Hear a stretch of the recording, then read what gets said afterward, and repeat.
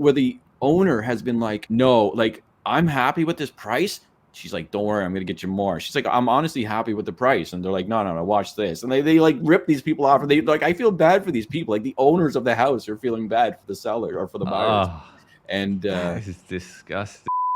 they posted, their friends was a realtor, sent them a screenshot, and it was in Oakville, and it was a house. It turned out to be a townhouse. 38 offers. This is just last week or this week. 38 offers, because we get to see, as an agent, if we showed the house, we get an update how many offers. So of course it was way underlisted, like the market. But again, showing people like, I got 38 offers. The market's crazy, and you're like, oh boy, I better go buy now, right? Yeah. So I looked up the house. Of course, I can't tell any addresses here. There was other homes for sale and that have sold, and they were around 1.2 million. This house was listed at 699,000 and they got 38 offers. Of course you got 38 offers. The house is like well over $1 million. Now we followed up on that and didn't sell. Of course, when you do that list low strategy and it fails, because they probably didn't even get over $1 million, I'm guessing, then you have to reject all 38 offers. So you have all 38 people, plus how many people showed that house that didn't even put an offer. So you just wasted all these people's times. 38 agents wrote offers and you didn't sell, and then you put it back on the market at 1.15 million or whatever they did. So it's just like, and I don't know how they didn't come out with new rules, because they have come out with new rules this year for realtors, but there's nothing to address that. So that's like putting, when you go on Facebook Marketplace or Kijiji or Craigslist and you see a $20,000 car on there, and when you're browsing for a car and you see one for like $8,000, like it's a scam. You're like, this is a scam, and they get reported, right?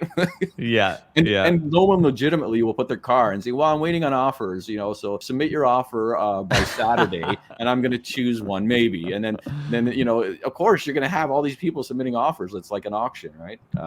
But it's, I just don't know how it's the only retail industry that sells products like this, and it's the biggest product that you're buying. I know. And it's not called an auction. It's not like, if it was an auction, sure, but it's not called an auction. It's called list price. They were listing it at this price. Okay, so what's the price? Well, we're going to see what the price is. They want to know, and then agents call them up. So what's your expectations? Well, we expect the best price. And then they get the best price and they don't take it. And the funny thing is, like, let's say when grocery stores misprice stuff, there's an actual thing, I forget what it's called, but there's an actual thing, whereas if you go and then say, no, actually you have to honor the price that you advertised it at, they have to, like, it's in the, I forget what it's called, like the scanner price charter or something. Something like this, yeah. So they have to honor that price. But in the real estate market, as you point out, like, it's the largest purchase and they don't have to honor the price. Like, you could be giving them full ask. Most people would be given above full ask, and they're still going to say, no, we want more. So and if you remember, I've done videos on it, but the market and the consumers wanted like open bidding, because this blind bidding is like a scam, and they were overpaying, and it was just, the realtors would come back and you'd be the highest bid, and the realtors would come back and say, hey, you're close, but can you offer any more money? And you've already won it by $100,000, and you'd say, okay, I'll give you another 50, and they're like it's just like highway robbery. And this has happened. People have emailed me stories. I've seen it on myself personally, but they've emailed me stories where the owner has been like, no, like, I'm happy with this price. She's like, don't worry, I'm going to get you more. She's like, I'm honestly happy with the price. And they're like, no, watch this. And they like rip these people off. They like, I feel bad for these people. Like, the owners of the house are feeling bad for the seller or for the buyers. And this is disgusting. Yeah. But of course they came out and they created a new law, which was open bidding. So we're going to allow open bidding. It's for consumers and blah, blah, blah. Nobody has used it because it's up to the seller to use it. So everybody puts in offers. All my clients, I say, well, you're putting in an offer saying if they disclose your price, your offer's void, right? So it's not going to work. And then the sellers are not using it. It's up to them to solely decide if they want to use this open bidding process. And then they're never going to use it. So it's just like nothing has changed. So they created this whole new law with open bidding, and they were bragging about it, but nothing's changed. Like, nobody does open bidding. Yeah, that is crazy. Yeah, they should force people to use it, because that is just nuts. And I think in Australia, which has a market so similar to Canada as well, they actually do this now. So they have open. I've seen the videos on YouTube where they're on the street, they're all stood on the street, and people are just bidding, and it's like an auction. They actually have to have an auction person there. Yeah, no, that's the way. But it's I think they call it an auction process. process, which is okay. You're calling it an auction process, and their prices still went to the moon anyway. But yeah. I don't think we probably got 10% overvalued at the peak because of the way we do it, right? Where it wouldn't have got so out of hand if they had done it like Australia. But Australia has their own problems, obviously, too, right? Yeah, some of them very similar to the ones in Canada as well. So moving on, September sales are down substantially. Yeah, and this is so when you look at the September sales now, again, it's like anyone. Sometimes you have a good month in sales. Sometimes you have a bad month in sales. Any salesperson, anybody that's in the business of sales, right? So of course, September, maybe that's the market crashing. Maybe they had a bad month, right? I probably said it was the market crashing when I went over this data on my video, but maybe it was just a bad month or whatever, right? But it has been trending down, and of course, now you're going to see October is going to be up, and they're going to say, well, the market's bounced back, and it's, but it's just a month-to-month thing. But you have to look at the previous Octobers, and I think now you'll see October's data is going to be up over October last year when it comes out. But we'll see what happens. But of course, one good month and the market's rebounded, according to the media and all the market bulls, right? So yeah, and like nothing goes down in a straight line either. You're going to have swings and roundabouts. Even if you look at the unemployment chart, which we covered in your home buying recipe earlier, like that is not going up in a straight line. You've got bumps in that. Some months are worse than others. And I think, it's nothing less than what you're going to see here as well. So you got months of supply going up. This all begs the question, actually, like what is even causing the price to rise? Because everything seems to be, like all the underlying data at least seems to be pretty negative for prices. So the prices haven't risen. If you look at individual months, you can say, the price went up. But overall, we've been trending sideways, and we've actually had lower highs going forward nationally, right? So we've had lower highs. Overall, the price is flat at best when you look at the big picture. What's maintaining that price again is the lack of recession. The unemployment's still reasonably low. It hasn't spiked. The mortgage arrears, because the mortgage arrears are going to create a lot of inventory when those start to spike too. Yes, and a lot of opportunities for people. So, and it's all competition when it comes to sellers, right? They're going to be competing against each other. Before, sellers weren't competing. Now they're competing. I got listings, and like it's a tough job. You got to work at selling these things, and the sales rate is like 30 to 40% of all new listings sell. So it's tough to sell, right? Right now in my region. Of course, you get to Toronto, it has to be priced right in Toronto, or it's not going to sell. So there is this demand, but demand is only supported by prices, right? Like if the prices were half of what they are now, sure, you'd have record demand again. Of course, that's not the case. But prices are just being maintained at best, and it's because we haven't had a significant, I guess, black swan event or whatever the case may be, or rising unemployment or anything. And of course, the government has been stimulating the economy with 30-year mortgages and all sorts of things, creating government jobs. And so, and of course, also on top of that is the also been increasing immigration and population and they're very clear, it's to boost GDP. So we've had all this fake, and what does that do? Housing would be significantly affected by that increase, because now you have these people that can rent the houses out to all these students, all these immigrants, whoever the case may be. One thing, the messaging from the government now is getting really messy, in my opinion. Chrystia Freeland and the immigration guy, I think he was out, they were bragging about how rent prices have come down in. This video was powered by ExpressVPN, helping you protect your privacy with the world's fastest VPN and the VPN that I use. If you want to take advantage of my special offer, go to expressvpn.com/marketmania. Let's get back to it.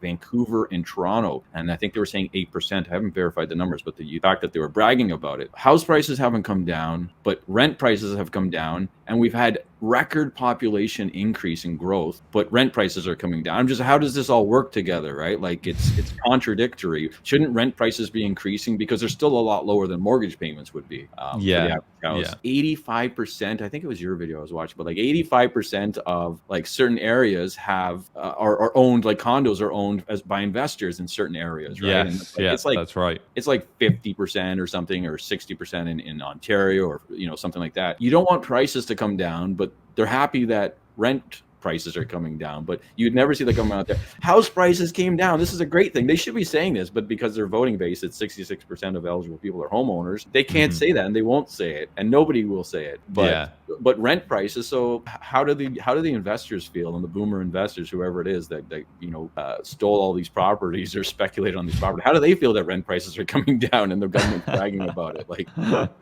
that's true, yeah, and I've seen that as well. Can tag on to Toronto and Vancouver. Calgary was down 5.6% or something like that, and that's been one of the booming markets as well, which actually brings us on nicely to Calgary. So I'll bring in the data from Calgary. So this is actually October data, because they're one of the first to put it out here, and it looks like months of inventory are on the rise, sales are on the decline, and even the benchmark price, which I don't like. I don't like the benchmark, but anyway, the average prices. How do they calculate that? Okay, that's a good question. So I like to know the data behind and the equation. So if you go to like CREA's website, and because it's them, Realtor.ca, and how they calculate it, it's just like very vague. Well, we have a formula, and then we change it from time to time, but it's supposed to be based off like an average house. So they'll say, well, you can't just take an average because that includes condos, detached, whatever. It's not as accurate. So they'll say, well, we're taking a typical 3-bedroom house, and that's going to be our benchmark, right? And that's how they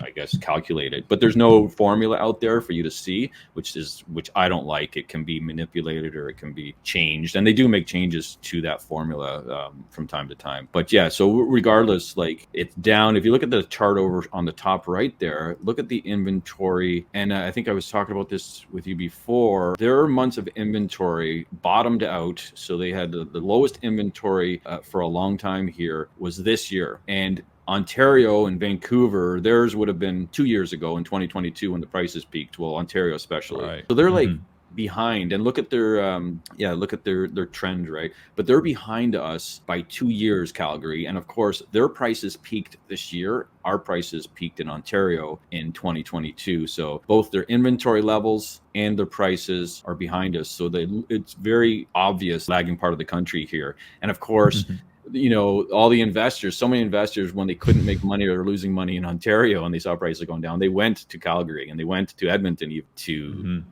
throw their cash there at the next bubble. But it looks like looking at that chart that we're at we're back to 2021 levels, almost 2022, 2021 levels. And if you look at the end of last year, it was a lot lower than the end of this year. So yeah, it's a good thing for Calgary. Inventory is increasing, and you hear that on the news and from other realtors that it is increasing. And they'll say, well, it's only in this kind of home or on that kind of home, but it doesn't matter. Overall, the inventory is increasing. Yeah, which is a good thing if you're looking to buy a home there. You also got to weigh in on this, because I just looked it up whilst we were talking here, and basically the rent prices in Calgary, I just want to show you this. So this is it's just skyrocketed, this chart. This shows when all the investors started piling in, which is actually surprising because really it started around 2023, but this year it has just gone parabolic. So you've seen like rental inventory here. It went around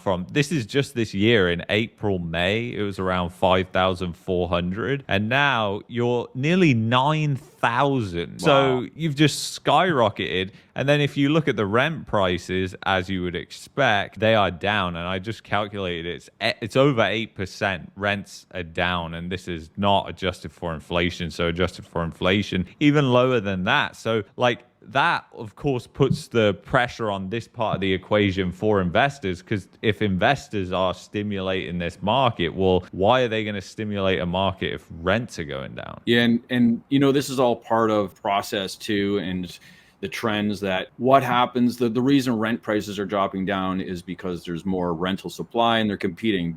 When there wasn't enough, the landlords or the owners set the prices, and they can set them at whatever they want, and they'll keep trending up. So it's actually harder to bring prices down than it is to boost them up, right, in general, especially when you have limited supply. But now we're seeing so much supply in the rental market that prices are going down. But you'll also see people start to enter the market now in the next couple of years when they have good opportunities to buy, those opportunists, right? And we're not talking about crazy opportunities, just regular, I want to buy a house opportunity. What's going to happen when, and immigration's down and students are down, and so you have a lot of pressures on the rental market right now, downward pressures. Yeah, so what's going to happen to house prices when those tenants are now buying the homes? And we already have record, there's going to be more rental inventory. So we're going to see this dynamic where it's not going to boost house prices when a subset of the economy or the housing market now is losing clients, which are tenants, right? It's going to put more downward pressure on house prices because they're flipping. And I've always said the investors are the key to supply and demand, especially in the last 5 years. They stole all of the supply with a lot of speculation. They're not doing it to be good landlords and to have a lifelong investment. Most people, some of them are. No. But they're doing it to make money and capitalize on the market. So they stole tons of supply from the market, from families and whatever else. They are going to be the ones giving it back, and they're the key. And they're going to flip the supply significantly because they have such an impact, as opposed to people like me that want to upgrade or something. I'm giving a house to the market when I sell mine, and I'm buying another one. So I'm neutral. Old people dying and going to homes, those are positive towards inventory, right? They're giving inventory to the market. And of course, the investors are the key. They can go either way. And right now they're going to be giving inventory back when they can't rent their places out. Or the bank takes it and sells it for them. Yeah, well, exactly. And that's going to happen in a lot of places because so many places got overblown. I mean, I remember when I was in Milton, Ontario, and like all these new subdivisions would come online and people would be lining up, and then you'd eventually see them when they're built, and like over half of them in a lot of cases were just rentals. So they were just people who were speculating. So obviously if you've got just such a large percentage of people speculating, then yeah, it's going to influence supply and demand. And I think what you said there is so good. It's key. It is the key to supply and demand, because a lot of the mainstream media actually frames a narrative around like the regular people, right? Like it's like if you look at Calgary, for example,